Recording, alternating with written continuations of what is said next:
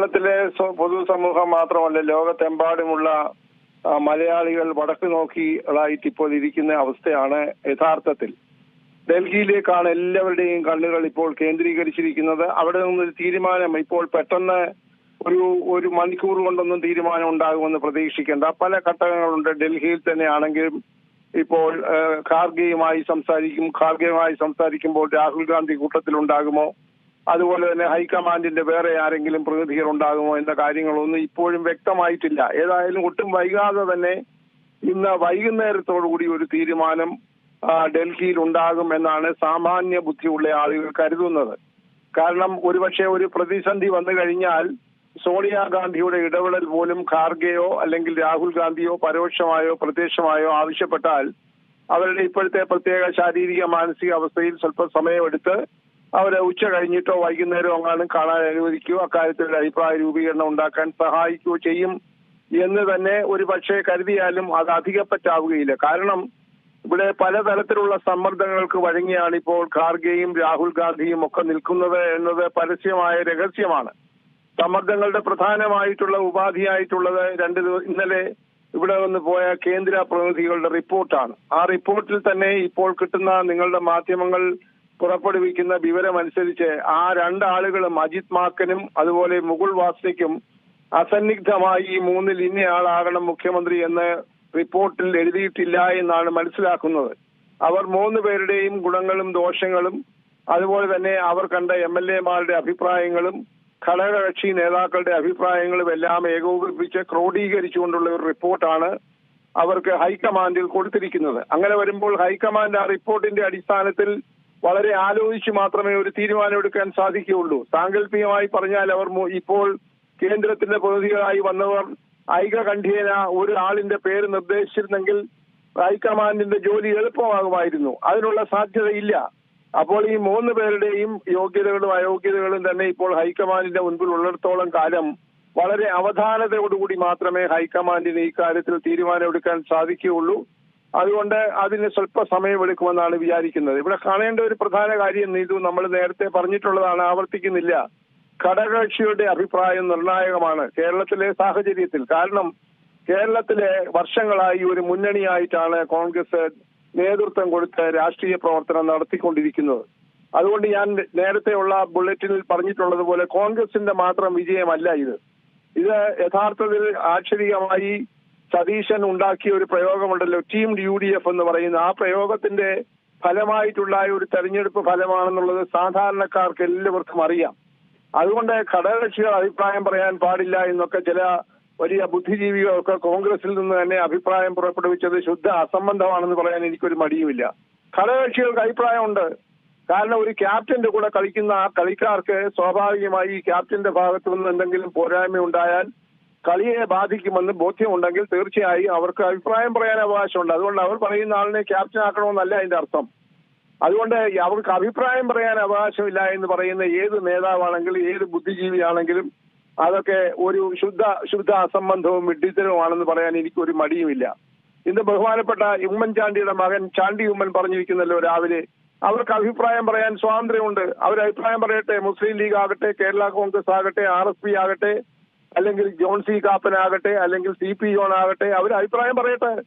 അഭിപ്രായം പറയാനുള്ള സ്വാതന്ത്ര്യം ആർക്കും തടയാൻ പറ്റും. ഒരു വശത്തൂടെ പറയും നമ്മളൊരു ജനാധിപത്യ പാർട്ടിയാണ്, എല്ലാവർക്കും അഭിപ്രായം പറയാൻ സ്വാതന്ത്ര്യമുണ്ടെന്ന് ഒരു ഭാഗത്ത് പറയുകയും മറ്റുള്ളിടത്ത് പറയുകയാണ് അത് കോൺഗ്രസിലെ കാര്യം കോൺഗ്രസുകാർ നോക്കിക്കൊള്ളാമെന്നൊന്നും പറഞ്ഞാൽ ഇത് വെള്ളരിക്കാപട്ടണമൊന്നുമല്ല. അതുകൊണ്ട് അത് പറയുന്നവരോട് കൂടുതൽ മറുപടി പറയാൻ ഞാൻ ആഗ്രഹിക്കുന്നില്ല. എന്തായാലും ഒരു കാര്യം വളരെ വ്യക്തമാണ്, ഘടകകക്ഷികളുടെ അഭിപ്രായവും ഈ പറയുന്ന കേന്ദ്ര നിരീക്ഷകർ ഗൗരവത്തിലെടുത്തിട്ടുണ്ട്.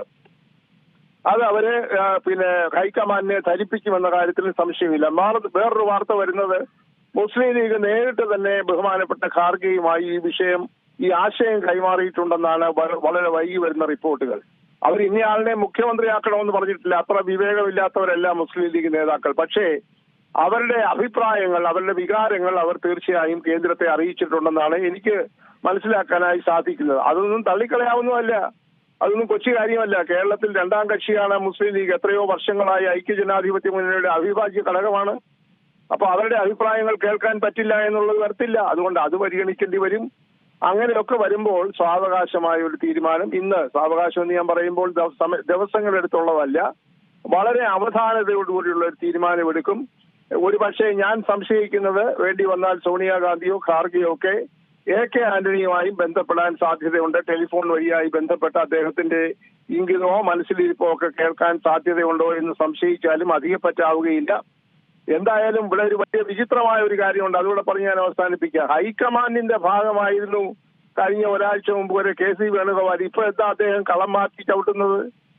അതൊരു വൈരുദ്ധ്യമല്ലേ? നിങ്ങൾ ആരും അത് പറയുന്നില്ലല്ലോ. ഹൈക്കമാൻഡിന്റെ ഭാഗത്തിരുന്നു കൊണ്ട് ഈ നിരീക്ഷകരുടെ റിപ്പോർട്ട് കേൾക്കേണ്ട ഒരാളാണ് സാക്ഷാൽ KC വേണുഗോപാൽ. കാരണം അദ്ദേഹം ഇന്ത്യയിലെ സകല കോൺഗ്രസിന്റെ ഘടകങ്ങളെയും നിയന്ത്രിക്കുന്ന വർക്കിംഗ് കമ്മിറ്റിയിലെ സുപ്രധാന പങ്കുവഹിക്കുന്ന ഒരാളാണ്. അദ്ദേഹം എന്താ കേരളത്തിന്റെ കാര്യം വന്നപ്പോൾ ഒളിച്ചു കളിക്കുന്നത്? അത് തന്നെ ഒരു വിവരം പറഞ്ഞു കഴിഞ്ഞാൽ ഒരു വല്ലാത്ത ഒരു അവസ്ഥയല്ലേ ഉണ്ടാക്കിയിരിക്കുന്നത്. അദ്ദേഹം തന്നെ മുൻകൈ എടുത്താണല്ലോ MP-മാരും ഇവിടെ മത്സരിക്കണ്ടെന്ന് പറഞ്ഞത്. എന്നിട്ട് അദ്ദേഹം എന്താ ഇപ്പൊ തലയിൽ മുണ്ടുവിട്ടുകൊണ്ട് ഞാനൊന്ന് മത്സരിച്ചു കളയാമെന്ന് പറയുന്ന ആ വൈരുദ്ധ്യം ഒന്നും കേരളത്തിലെ ജനങ്ങൾ കാണാതെ പോകത്തില്ല, മറക്കുകയില്ല. അതുകൊണ്ട് എല്ലാം ഒത്തുതീർപ്പായി കേരളം എല്ലാം മറക്കുമെന്നൊക്കെ ഇവിടെ നേരത്തെ ഒരു നിരീക്ഷകൻ പറയുന്നത് കേട്ടു. അങ്ങനെ മറക്കുന്ന ഒരു പൊതുസമൂഹം അല്ല കേരളം. കേരളത്തിന്റെ മനസ്സിൽ നമ്മൾ ചരിത്രം പരിശോധിക്കണം. ഇവിടെ വർഷങ്ങളായി കോൺഗ്രസിനകത്തുണ്ടായിരുന്ന പടലപടക്കങ്ങളൊന്നും ഒരു രാത്രി കൊണ്ടുണ്ടായതോ ഒരു രാത്രി കൊണ്ട് അപ്രത്യക്ഷമാകുന്നതോ അല്ല. അപ്പോൾ അതുകൊണ്ട് ഇതെല്ലാം ജനം അങ്ങ് മറക്കും എന്നൊന്നും പറയണ്ട. കാരണം നേരത്തെ നമ്മൾ പലവട്ടം പറഞ്ഞതുപോലെ അഥവാ KC വേണുഗോപാലിന് ചീട്ട് വീഴുകയാണെങ്കിൽ ഒരു MLA രാജിവെക്കണം. അദ്ദേഹം വീണ്ടും ആലപ്പുഴ വീണ്ടും മത്സരിക്കേണ്ടതായി വേറൊരു മത്സരം ഉണ്ടാകും. അതൊന്നും കാണാതെ പോകരുത്. അതേക്കുറിച്ചൊന്നും ബോധമില്ലാത്തവരാണ് കേന്ദ്ര ഹൈക്കമാൻഡ് എന്നൊന്നും ഞാൻ വിചാരിക്കുന്നില്ല. അതുകൊണ്ട് ഇതെല്ലാം പരിഗണിക്കുമ്പോൾ KC വേണുഗോപാലിന്റെ കാര്യത്തിൽ ഇവിടെ ഒരു തീരുമാനം അദ്ദേഹത്തിന് അനുകൂലമായി ഉണ്ടാകുമെന്നൊക്കെ പറയുന്നത് അദ്ദേഹത്തിന്റെ സ്വാധീനം കേന്ദ്രത്തിൽ വലുതാണ്. അതുകൊണ്ട് രാഹുൽ ഗാന്ധിയൊക്കെ ഇദ്ദേഹത്തെ മുഖ്യമന്ത്രിയായി ഇങ്ങോട്ട് ഉടനെ അയക്കുമെന്നൊക്കെ പറയുന്ന നിരീക്ഷണങ്ങളോട് എനിക്ക് യോജിപ്പില്ല. അത് ഉണ്ടാകാതിരിക്കട്ടെ എന്നാണ് ഇവിടുത്തെ പൊതുസമൂഹം ആഗ്രഹിക്കുന്നത്. നേരത്തെ പലവട്ടം നമ്മൾ പറയുന്ന പോലെ ജനവികാരവും ജന അഭിപ്രായവും പരിഗണിക്കുകയാണെന്നുണ്ടെങ്കിൽ ഈ രണ്ടുപേരിൽ ഒരാൾ, അതിനകത്ത് ആരാണ് യോഗ്യൻ എന്നുള്ളത് ഹൈക്കമാൻഡ് നിശ്ചയിക്കട്ടെ. രമേശ് ചെന്നിത്തലയോ പിന്നെ VD സതീശനോ ആ കാര്യത്തിൽ ആ ഒരു തീരുമാനിക്കട്ടെ. അത് ഒരു പക്ഷേ ജനം ഒരു ഒത്തുതീർപ്പിലെത്തിയാൽ മറന്നുവെന്ന് വന്നേക്കാം. പക്ഷെ KC വേണുഗോപാലിന്റെ പ്രവേശനം വളരെ വലിയ പ്രത്യാഘാതങ്ങൾ കോൺഗ്രസ് പാർട്ടിയിൽ ഉണ്ടാക്കും, ഐക്യ ജനാധിപത്യ മുന്നണിയിൽ ഉണ്ടാക്കും. കേരളത്തിലെ പൊതുസമൂഹം വളരെ ശക്തമായി പ്രതികരിച്ചുവെന്ന് വരാം. അതുകൊണ്ട് വളരെ അവധാനതയോടുകൂടി സൂക്ഷ്മമായ നിരീക്ഷണത്തോടുകൂടി ഉന്നതന്മാർ ഉൾപ്പെടുന്ന ആളുകളുടെ ചർച്ചയോടുകൂടി മാത്രമേ കേരളത്തിലെ മുഖ്യമന്ത്രിയെ സംബന്ധിച്ചുള്ള തീരുമാനം ഡൽഹിയിൽ നിന്നുണ്ടാകൂ എന്നാണ് ഞാൻ മിതമായി പ്രതീക്ഷിക്കുന്നത്. ഏറ്റവും പുതിയ വാർത്തകളും വിശേഷങ്ങളും വിരൽ തുമ്പിലറിയാൻ Zee മലയാളം ന്യൂസ് എല്ലാ ഡിജിറ്റൽ പ്ലാറ്റ്ഫോമുകളിലും ലഭ്യം.